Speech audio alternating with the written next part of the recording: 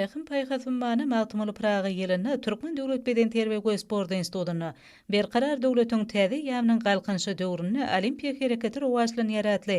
Sporty olimpiýa hereketini köpçülikleň beden terbiýeni, sporty ilmi esasy öwrenmekde innowasion çemeleşmeleň häzirki zaman mümkinçiliklerini wagt etmek boýunça çäreler gaýbanlanyryldy. Bu çärelere gatnaşjylar Türkmen sportunyň üstünliklerini beýan edýän terge aýlanyp gördüler hemde Olimp ylmy usuly merkezine ýerleşdirilen innowasion enjamlarynyň mümkinçilikleri bilen tanışdylar. Institutyň Olimp ylmy usuly merkezi sport ulgamyna ylmy barlyk işlerini alyp barmakda ýokary mümkinçilikleri eýedir.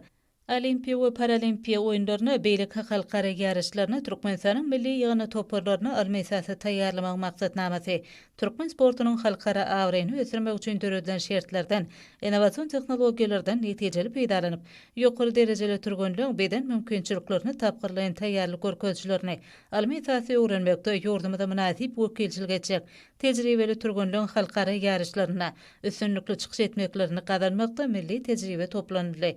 Türkmen Döwlet Beden Terbiýe we Sport Institutyna ýordamydyň ýokary mekdepleriniň talipleriniň arasyna olimpiýa ýörelgeleri bagtyýar ýaşlary belent maksatlara ruhlandyr ýaratly.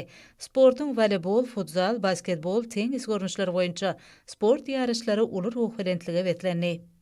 Ýaşlar guramasynyň Aşgabat şäheri hemde Köpetde bagtyýarlyk, berkararlyk etrap geňeşleriniň guramaklaryna geçirilen çäreler netijeli tarapdan häsiýetlenli.